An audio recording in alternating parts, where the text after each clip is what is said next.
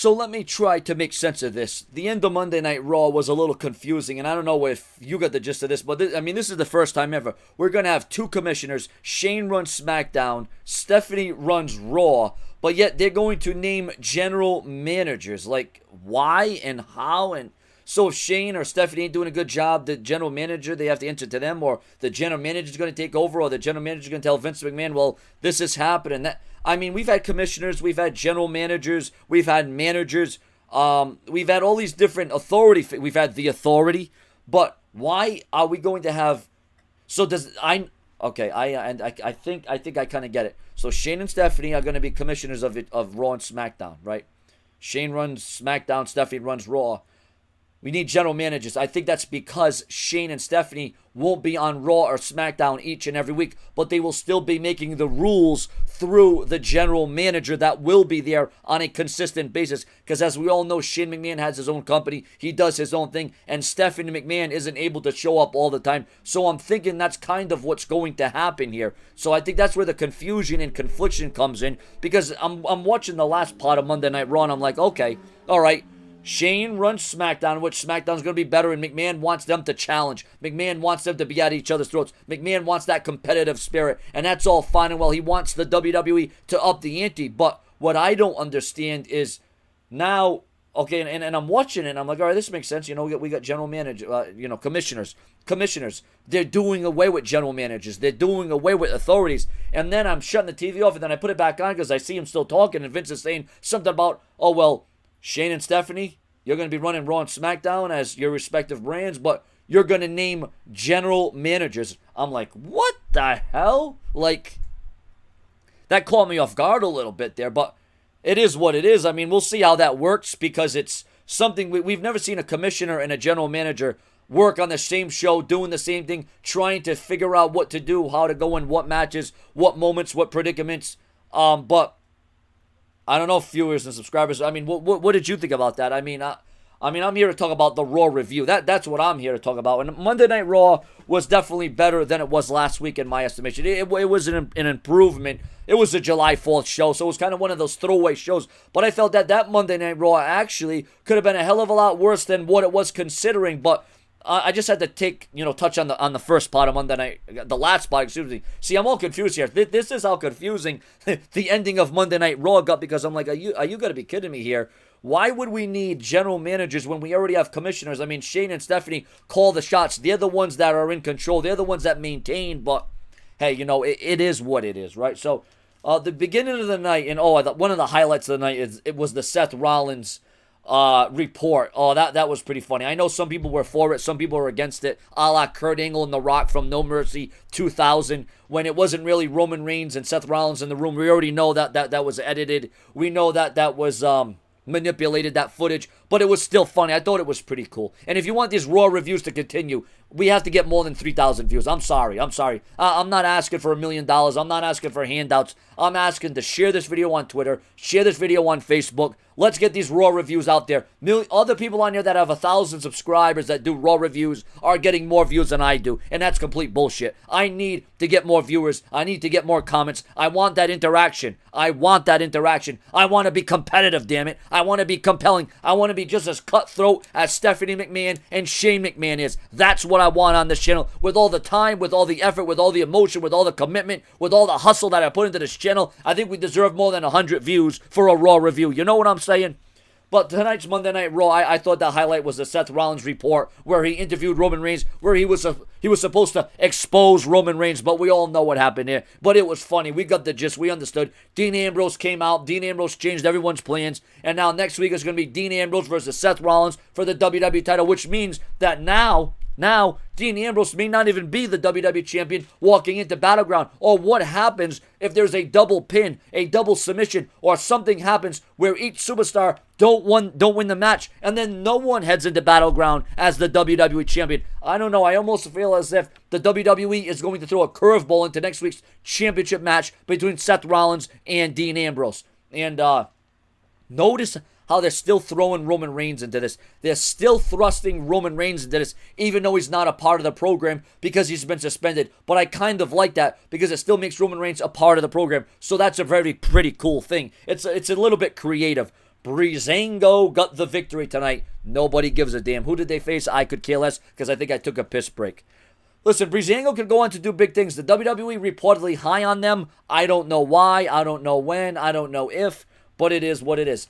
Darren Young. It's a new day for Darren Young, guys. Darren Young wins the Intercontinental title Battle Royal. Well, good for him. Black supremacy. It is time for him to shine above. It's time for him to be great again. When was he ever great, though? And I'm not racist. I'm not against blacks. I got a black shirt on. I got a black hat. I got a black background. I got a black shirt that says breaking news. I don't care. No, I do care about my viewers and my subscribers. But no, you know what? I hope Darren Young goes on a strong run as champion. Hey, I respect the abilities of a Bobby Lashley. I'm a fan of Apollo Crews. I thought Apollo Crews was going to win the damn Battle Royal, but that was not to be. Apollo Crews had a good showing tonight. As a matter of fact, the superstars in this match that weren't white did pretty damn good. So, hey, you know, I'm all for the blacks, I'm for the whites, I'm for the Hispanics, Portuguese, Vietnamese, Canada, Chinese. Look at these. It doesn't matter where you come from, the UK, the Ukraine. I don't know about ISIS. No, I don't know. No. I don't know about ISIS. That's over the edge. No. That's bad. They've been cutting our Americans' heads off. Yeah, no, that's over the line. Let's get to another. All right. So we already knew that the commissioner of the live SmackDown was going to be announced later tonight. Kevin Owens defeated Cesaro in a good match. We're a little blurry. All right, we're back here. The match was good. Could have been a little bit more solid. Could have had a little bit more time. And then Sami Zayn and Kevin Owens they can't get each other's hands off each other. They love to beat the crap out of each other. They love that fight. They love that feeling. They love that emotion. And that's going to carry right into Battleground. Kevin Owens gets the victory tonight. The Wyatt family compound match. It was sadistic, it was scary, it was satanic, it was brutal, it was physical, it was dominating, and the Wyatt family got the win here. It almost seemed as if it was like a TNA, Jeff Hardy, Matt Hardy final deletion match.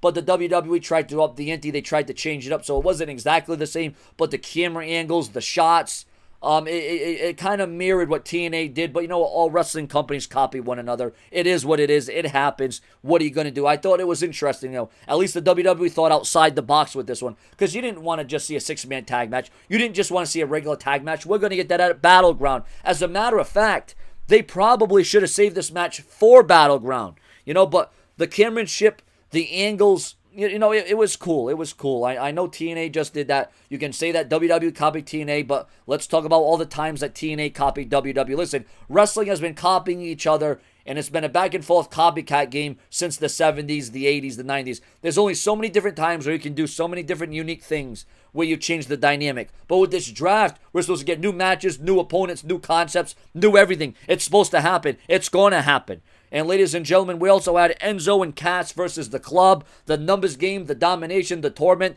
They wanted to make sure that Enzo and Cass didn't make it to Battleground. John Cena wasn't scheduled for the show. John Cena wasn't supposed to be on Raw tonight. All of a sudden, as Enzo and Cass are getting the hell beat out of them on a 3-on-2 attack, the assault continued. Out came John Cena to even the odds, and the whole complexity changed. So that was cool. That was good to see John Cena come out and do his thing, and John Cena had the back of Enzo and Cass. After AJ Styles got done saying, oh, well, John Cena doesn't like you guys. He ain't going to back you guys. He ain't going to support you guys. He doesn't give a damn. You ain't going to have John Cena come down here tonight. We all thought John Cena wasn't on Raw tonight, but John Cena did end up being on Raw tonight, so that was pretty cool.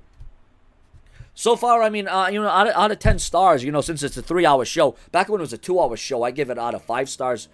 And I'm not done with the review. I mean, I'm not done with the review, not by a long shot. As a matter of fact, here, what else do I got in my notes here? I got a hell of a lot of my notes. There was a lot of commercial breaks in this Raw, I'll tell you that.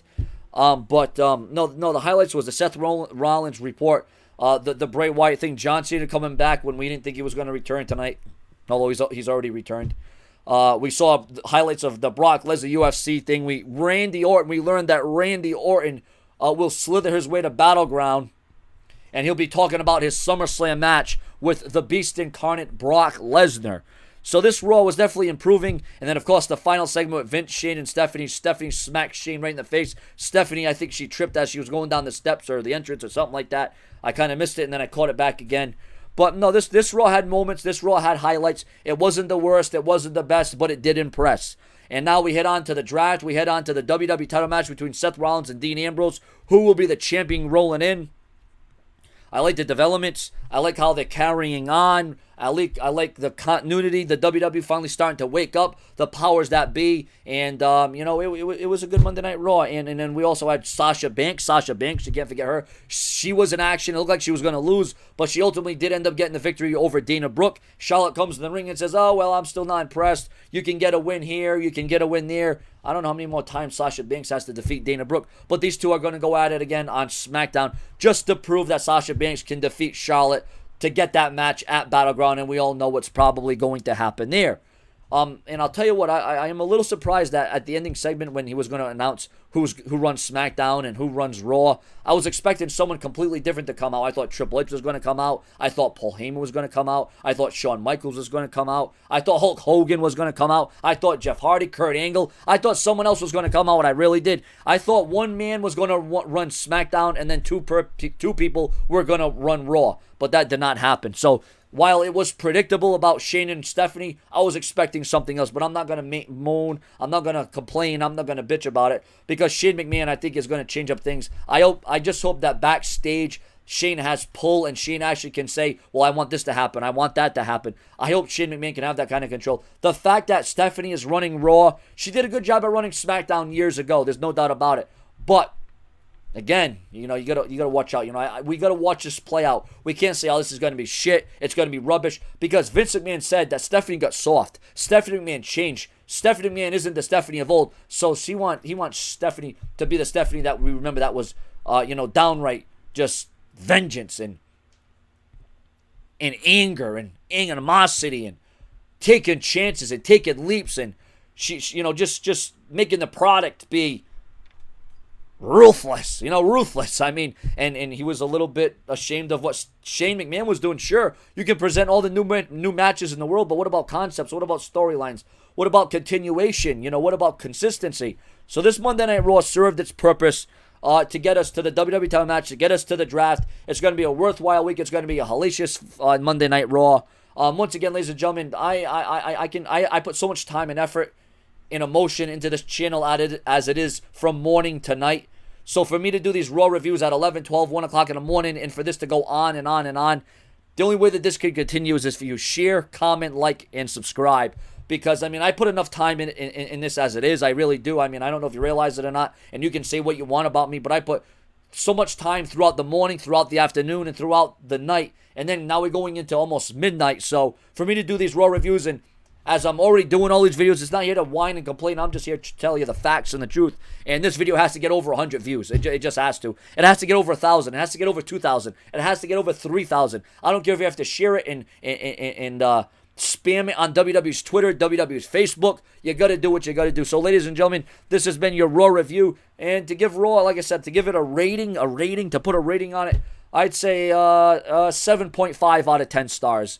I'll bump it up to 8 out of 10 stars for that smack to Shane McMahon from Stephanie McMahon. So, you had Divas action. You had champions.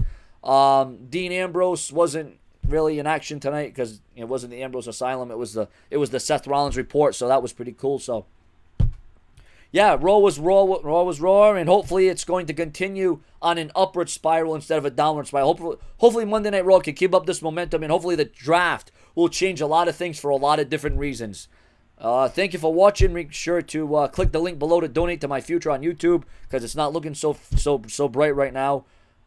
Especially with everything I put in this channel, the results ain't showing. It's showing that no one's sharing my videos, and it seems like I'm a one-man game. I appreciate my viewers. I love my subscribers. I know there is some of you that are watching, but there just needs to be more that has to be done here, folks. And, put more time and effort into your videos. I don't know how much more time and effort. I've spent more time and effort with you people, with my viewers and subscribers, and uploading videos and working around the clock with the news and the rumors and the headlines than I do with my own daughter, my own family, and I'm not getting a whole hell of a lot out of this, to tell you the truth. I check my analytics. I'm not making money. I'm not getting viewership. I'm not getting comments.